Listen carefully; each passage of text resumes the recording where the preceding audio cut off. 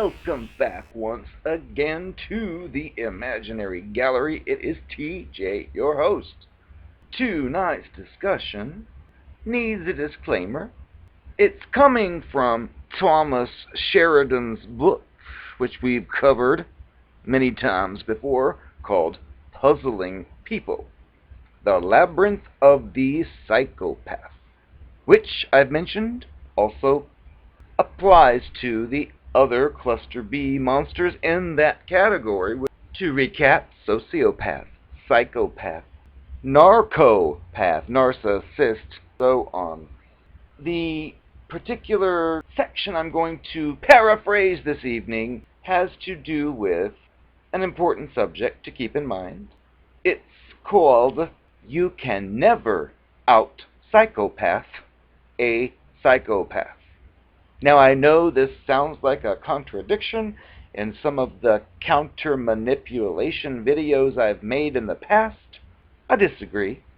I view the counter-manipulation tactics as a mechanism to use at a specific point for preserving self-respect, as well as getting through a temporary situation, which counter-manipulation can be a blast if you're dealing with these creatures, but it's not intended to be something you would do, let's say, if you're married to someone and you're going to remain married to this someone.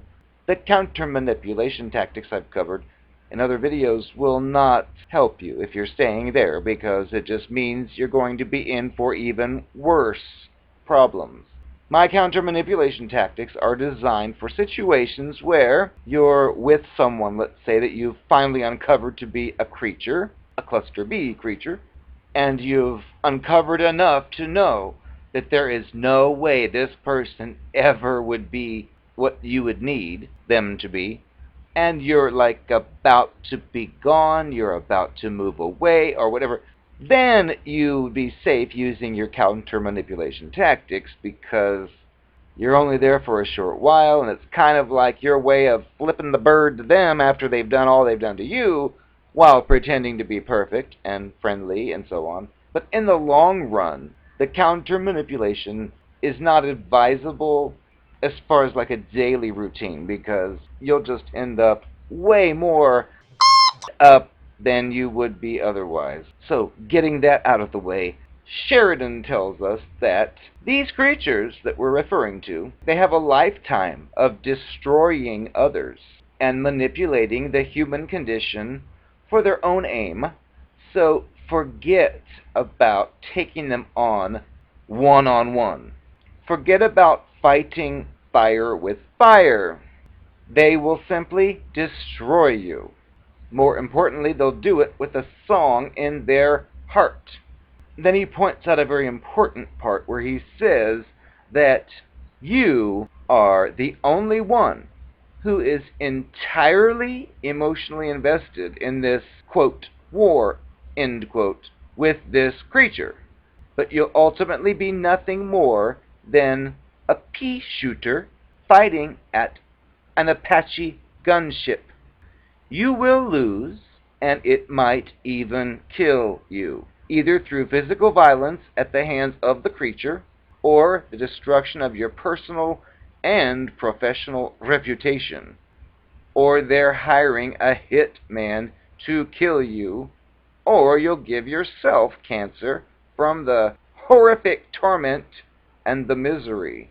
The I Ching states that we should never confront evil directly. Never call it evil directly, because evil always finds weapons to defend itself. Now, when it comes to dealing with these monsters, the I Ching is correct. Your task is not vengeance, but caring for and about yourself, and taking yourself onto the road of full mental, spiritual, and physical health. Walk away and leave this creature to eventually render itself socially obsolete and without enablers. It always ends up the same for them. Always. Tragically, many people in relationships with these types of monsters find themselves suddenly discarded and devalued. Tragically, many people finding themselves suddenly discarded and devalued can literally die. Japanese cardiologists discovered a phenomenon called stress cardiomyopathy. I don't know if I said that right. When an intense emotional situation arises, such as the loss of a loved one, causes dysfunction in the ventricular chamber, resulting in heart failure in people without previous signs of heart disease. The heart muscle temporarily weakens, causing it to literally break. The situation, now referred to as broken heart syndrome, is caused by deep emotional stress. Exactly the state most people coming out of a relationship with a cluster B monster experiences. This is a very serious public health issue, as researchers at Johns Hopkins University discovered. Women who had this syndrome many times will succumb to heart failure, though they had no predisposing factors of heart disease. What had initiated the condition was purely psychological, due to the sudden divorce or the death of a loved one. Now, we may never know how many men or women have died of heart failure after being devalued and discarded by such a creature. That's why the victims must begin to take care of their own health with extreme urgency. It can be, literally, a life or death matter. You dying would obviously delight the psychopath to no end, especially if they have any insurance policies on you. Look out for that. These creatures are not, as I state, they're not real humans, just in case you haven't figured this out by now. They are dangerous hominid predators. Now, carefully studying your personality and traits, coupled with calling on their incredible internal radar for potential victims, is how they locate their prey. It's how they feed and extract from their victims their energy, and more disturbingly, how the creatures keeps a hold on their victims even for many years after they've left. Matters not if this creature is on the other side of the world. They still have a hoard of your life energy, your soul as well. Call it what you will. And they've got this inside their bodies. Now, these monsters have an uncanny ability to literally drain others of their emotional energy. Look at it this way. If you are in an enclosed room and the fire is on, you're comfortable and warm. Suddenly, somebody opens the door. The heat instantly leaves the room and you are hit with the drought and the cold. This is where the wind in our weather comes from. Cold and hot air interacting. Now apply this to the monster. We are emotionally warm inside. They are emotionally cold inside. If there is duality of everything in nature, then this can be applied to our emotional energies as well. Through Sheridan's research, he's discovered we can take this living energy back.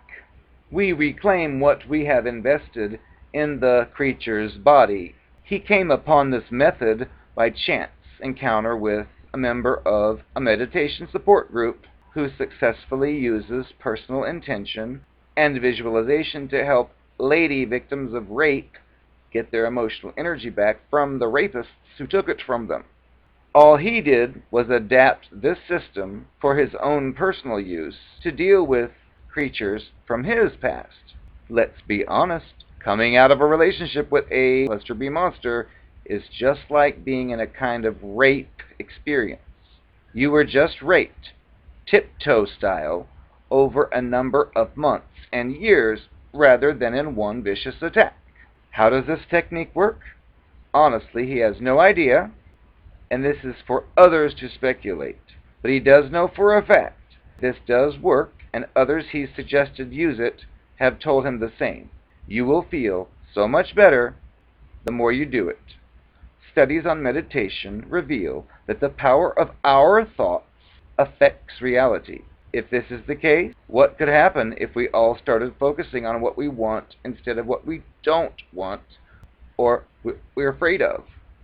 Quantum physics tells us everything is energy. So why not learn to take back this energy, which the creature has sadistically harvested from us? The last section of this chapter states that these psychopath creatures know exactly what they're doing. Sheridan asks us, how many times have you been in a company of the creature and watched their wild, frantic eyes moving, racing from side to side, their quick nodding of self-satisfaction, and their shifty little smile, which rises on the corner of their mouth? This is perhaps the only time we ever get to really see their real homoferal emotions, if you can call them emotions, more like auto-sadistic impulses.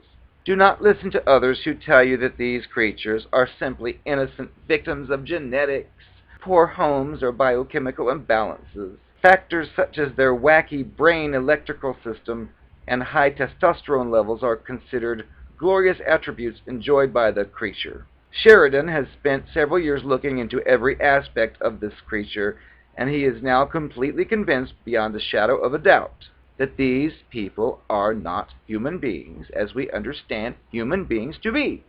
They are not us, not even close. As soon as you get wise to these types of scams that they play, the on-top crocodile tears, the gaslighting, devaluating word salad and mimicry, the lies, so on, inconsistencies, the cruelty and selective memory, if all that fails, the arrogant indignation, you will be able to say and mean it. They are so predictable.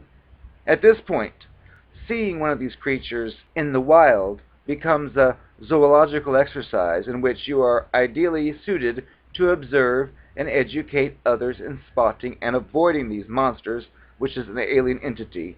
As a final note, never turn to abusing alcohol, drugs, or other addictive substances following your survival with a psychopath. You are bigger than that, and the rest of us love and need you just the way you are.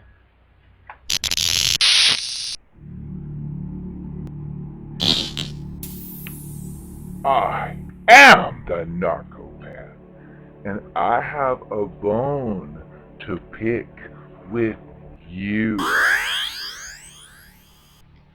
I know that I swore when we were dating that nothing could ever come between us, that I would never find anyone as beautiful as you. I know I made that clear. Now, I know according to your standards, you think I have a lot of explaining to do after telling you all that stuff. And then when you came back from being out of town, I was nowhere to be found. I realized I was gone and had picked up a new lifestyle elsewhere with somebody new. I know that doesn't really go along with what I told you. I told you later that I couldn't help it. I fell in love with someone else. I know I told you there could never be anyone else but you, but it just happened. But that's not what I'm here to talk to you about. I'm here to scold you for daring to try to smear my name. I didn't intend to fall in love with someone else. It was your fault for leaving town. If you would have stayed in town, I'm sure we'd be together right now. But you had to go out of town to take care of your sick relative. Well, that's not my problem. I don't even know that relative. Do me a favor. Don't be telling people this horror story that I've been hearing you've been telling them. People are coming to me saying that you have said that I was so insensitive that I dumped you while you were grieving over your lost relative. I don't care if it's true or not. I don't need that kind of publicity. Twist it around. Change the story. Do not smear my name. I will not have someone like you, Goyam, talking about me in such trashy ways. I made you what you are, in case you forgot. Knock it off, and just tell people it didn't work out. I told them that I caught you cheating when you were out of town, so we could stick with that one. Do not smear my name again, or you will be sorry. I promise.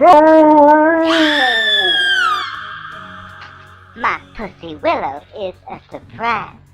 You gotta buy the Playboy that I'm in if you want to see that.